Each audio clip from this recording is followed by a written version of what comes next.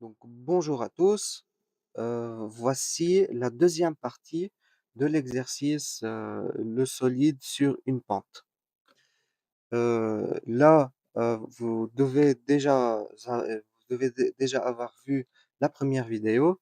Celle-ci va être la continuité, mais comme je vous ai dit, celle-ci va essentiellement voir la partie dynamique de la vidéo. La dynamique, qu'est-ce que c'est en fait? C'est la branche où on va étudier les forces ou bien les causes qui vont s'appliquer sur un objet pour qu'il ait le mouvement. Alors que la cinématique, pardon, on est en train d'étudier tout simplement le mouvement lui-même, donc sa vitesse, l'accélération et sa durée, bien sûr sa position également. Voilà, donc je rappelle un tout petit peu qu'est-ce qu'on avait fait dans la première vidéo. Donc on avait dit qu'il y avait trois phases, phase 1, phase 2, phase 3. La phase 1, c'est un mouvement rectiligne uniformément accéléré. La phase 2, c'est un mouvement rectiligne uniforme. La phase 3, c'est un mouvement rectiligne uniformément retardé. La vitesse initiale était nulle, la vitesse finale est toujours nulle. Par contre, la vitesse va augmenter ici, la vitesse va rester constante ici, et la vitesse va diminuer jusqu'à s'annuler ici. Voilà. Le solide ici, il possède une masse de 980 kg. La pente est inclinée d'un angle de 30 degrés. Et également, euh, là, le solide, il est en train de se déplacer grâce à un câble qui est parallèle au plan. OK? Qu'est-ce qu'on peut dire également? Donc pour la première partie de l'exercice, j'avais pris comme abscisse la droite qui passe par le plan, qui n'est pas horizontale, mais qui est la trajectoire, donc qui fait un angle de 30 degrés avec l'horizontale. Donc ça, c'était l'axe des X. Pour la deuxième partie, je dois prendre l'axe des Y comme ça. OK? Donc si ça, c'est l'axe des X, donc ça va être l'axe des Y pour avoir un repère orthonormé. On va maintenant lire tout simplement la question, mais avant de commencer, j'aimerais bien rappeler que l'accélération de la première phase est égale à 2, donc on l'avait déjà calculé, 2 mètres secondes moins 2. L'accélération de la phase, euh, donc pardon, l'accélération de la phase 1 est égale à 2. L'accélération de la phase 2, elle est nulle puisque la vitesse est constante. Et l'accélération de la phase 3 est négative et égale à moins 1,2. J'aimerais bien les écrire ici avant de commencer.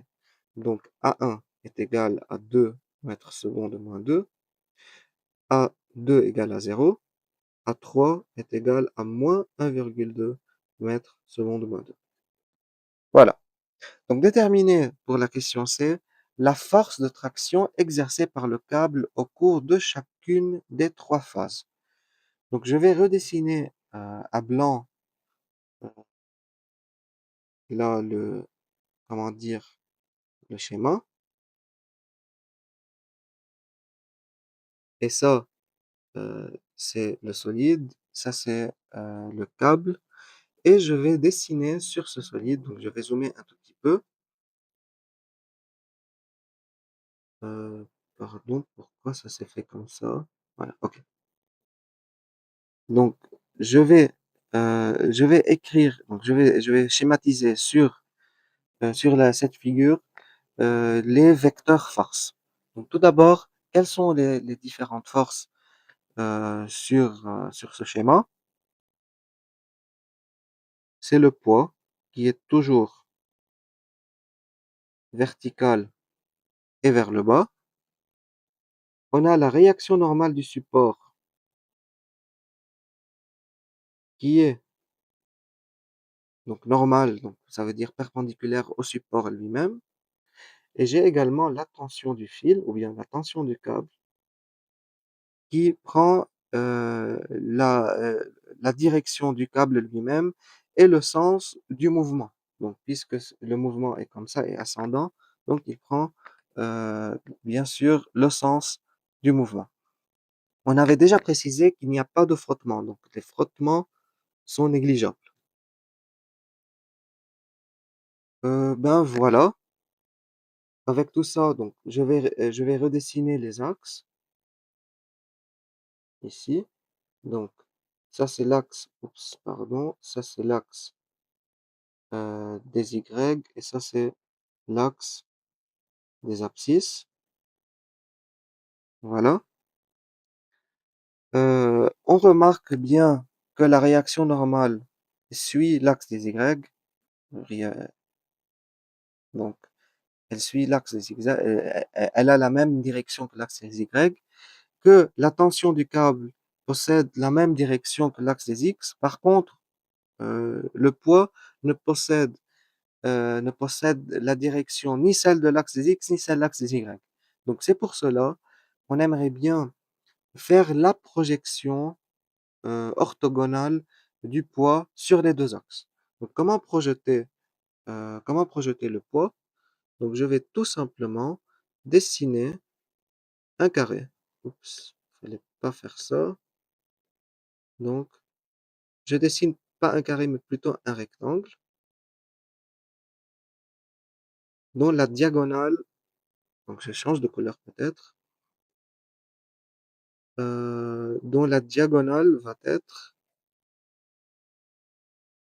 le vecteur poids, le poids tout court. Bien sûr, il doit être presque, donc là, il doit être parallèle à l'axe des X, comme ça. Et là, parallèle à l'axe des Y, donc je vais faire peut-être comme ça. Donc je vais le faire à la main levée. OK? Voici, c'est allé, voilà. Donc la projection selon l'axe des Y va me donner ça. Donc ça, c'est pour moi, c'est PY. La projection selon l'axe des X va donner, voilà, comme ça. Je vais redessiner à côté le schéma du poids. Donc je préfère dessiner le carré ou bien le rectangle tout d'abord. Voilà. Et ça, c'est le vecteur poids. OK? Pour moi, ça, c'est l'axe. Donc, c'est pas l'axe, donc on va considérer ça l'axe des X et la projection PX sur l'axe des X. Et bien sûr, ça, c'est la projection PY sur l'axe des Y. Et ça, c'est P. Donc, par propriété de translation, ça, c'est également PX. OK? Si je continue le schéma comme ça, donc ça, c'est l'angle alpha qui était égal à 30 degrés. Et là, il y a un angle droit. Bien sûr, je suis en train de dessiner à main levée, mais j'essaie un tout petit peu d'être le plus conforme à la réalité. Donc ça, c'est un angle de 30. Ça, c'est un angle 90. Donc là, c'est un angle de 60. Également, ça, c'est un angle de 90. Donc là, c'est un angle de 30. Ça, c'est un angle de 60. Ça, c'est un angle de 60. Ça, c'est un angle de 30. OK? Peut-être que je suis allé un peu rapidement. Donc, on sait que ça, c'est l'angle de 30. Donc, l'angle ici, il est égal à 60 car c'est 90 moins 30. Et ensuite, donc, puisque ces deux angles sont complémentaires, donc leur somme va faire 90. Donc, c'est 60 plus 30. Donc, ça, c'est égal à 30. Donc, également, puisque ça aussi, c'est un triangle rectangle, donc cet angle est de 60. Donc également ça, c'est un angle de 60 et ça, c'est un angle de 30. d'accord? Je vais redessiner également tout simplement ce triangle qui est rectangle. Là, ça c'est PY, ça c'est P, ça c'est PX. Et ça, c'est l'angle alpha qui est égal à 30. OK? Maintenant, j'aimerais bien calculer cosinus et sinus de l'angle alpha. Donc, cosinus 30, c'est quoi en fait? C'est le côté adjacent sur l'hypoténuse. Le côté adjacent, c'est PY et l'hypoténuse, c'est P. Le sinus 30, donc, c'est le côté opposé, c'est PX, sur l'hypoténuse P. Alors, P, Y égale à P cosinus 30 et Px est égal à P sinus 30. Voilà. Maintenant, j'ai les valeurs de Px et Py. Je peux retourner ici. euh, je peux retourner ici. Je vais effacer tout, même le poids, pour maintenant remplacer le poids par ses composantes Py et Px. Voilà. Donc maintenant, j'ai une forme que je peux bien travailler. Qu'est-ce que je vais faire maintenant? Je vais établir la deuxième loi de Newton. Qu'est-ce qu'elle nous dit, la deuxième loi de Newton? Que la somme des forces extérieures sur le système est égale à ma. OK? La somme des forces extérieures est égale à ma. Quelles sont les forces extérieures dans notre cas? Donc, c'est Px plus Py. Donc, on a remplacé P par ses composantes X et Y, plus la réaction normale Rn, plus P. Et ça, c'est égal à Ma. Maintenant, ce qui nous intéresse vraiment, c'est la tension du câble. On veut trouver la valeur de T.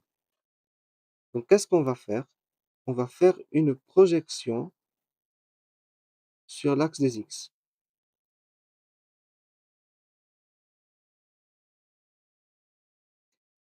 Donc, qu'est-ce qu'on va faire? Euh, on va regarder les vecteurs. Donc, on commence par Px.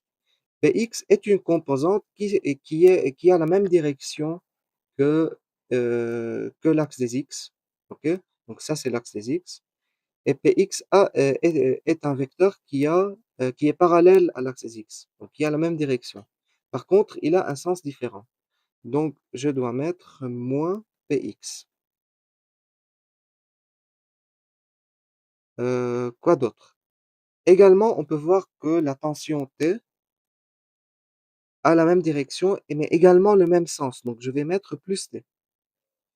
Maintenant, pour la réaction normale et pour Py, on voit qu'ils sont perpendiculaires à l'axe des X. Donc, leur projeté est un point. Donc, en d'autres termes, c'est 0. Donc, 0 plus 0. Donc, ça va me donner est égal à ma. Donc, bien sûr, l'accélération suit toujours la direction du mouvement. Donc, ça, c'est l'accélération pour moi. Donc, ça va me donner ma sans vecteur. Voilà.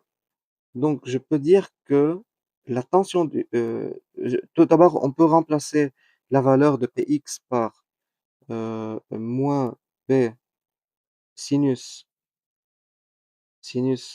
alpha, donc ce qu'on avait déjà trouvé avant, plus T est égal à ma. Voilà. Je veux trouver T. Donc, T, c'est tout simplement ma plus P sinus alpha.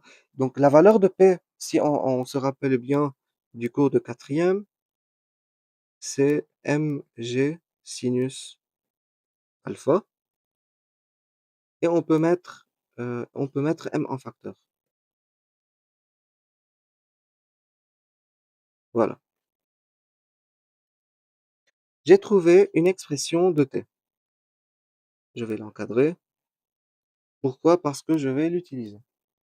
Maintenant, on se rappelle bien qu'il y a 3 phases. Donc 3 phases, qui dit 3 phases, il y a 3 accélérations et je les ai écrits au début.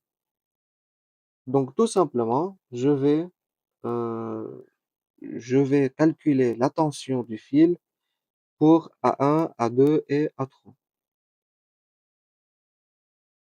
Donc T1 est égal à M. M, c'est 980. A1, c'est 2, plus G, c'est 9,8, sinus 30. Sinus 30, c'est un demi si vous voulez. Donc, ça va donner une valeur de, attendez juste un moment, c'est pas cosinus, c'est sinus. Voilà, ça c'est sinus. Donc, ça va donner une valeur de 6762 newtons. La valeur de T2, pardon, la valeur de T2, donc à la place de A2, on va mettre 0 parce que l'accélération était nulle. Donc, à la place de 2, je vais mettre 0. Qu'est-ce que je vais obtenir? Une valeur, bien sûr, inférieure, et c'est 4802 newtons. Voilà. Et pour T3, donc également, donc à la place de ça, je vais mettre un nombre négatif, donc le moins 1,2 plus 9,8 fois sinus 30, et je vais obtenir moins 1,2, donc ça va me donner 3626 newtons. Donc là, qu'est-ce que ça veut dire concrètement en fait? Que c'est à cause du fil ou bien du câble que cet objet est entré dans 3 phases différentes. Donc c'est à cause de la tension du fil que tout d'abord il y a eu un mouvement, donc l'accélération, parce que j'avais une tension du fil qui est très grande, qui était à l'ordre de grandeur de 6700. Ensuite, pour avoir donc un mouvement rectiligne uniforme, donc avec une vitesse constante, j'ai dû infliger une tension de fil un peu moins inférieure, donc on dit presque moins 2000, moins 2000 fois, euh, et donc une valeur de 4800 à peu près newtons. Mais pour retarder en fait, donc je veux garder une certaine vitesse, mais je veux retarder le mouvement pour arriver à la fin. Donc j'ai besoin de 3600 newtons à peu près. Voilà. Il me reste encore une dernière question. Il faut déterminer la puissance développée par la force de traction pendant la deuxième phase du mouvement. Donc, qu'est-ce que je vais faire dans ce cas? Donc, j'aimerais bien trouver le travail de la force de traction durant la phase 2. Donc, c'est T2 fois D2 fois cosinus de T et donc de l'angle formé par T et, euh, et l'axe x', x. D'accord? Bien sûr, c'est donc l'angle est 0, donc cosinus égale à 1. Donc il ne me reste plus que T2 fois D2. Si vous vous rappelez bien, D2, on l'avait déjà, c'était 36 mètres. Donc D2 égale 36. T2 est égal à 4802. Donc je vais peut-être écrire 4802. OK? Je vais pas faire le calcul maintenant parce que je n'ai pas besoin du travail. Mais en fait, C'est quoi l'unité du travail? C'est une énergie, donc l'énergie est en joule. Voilà. La puissance, c'est quoi? Ce n'est autre que le travail sur le temps.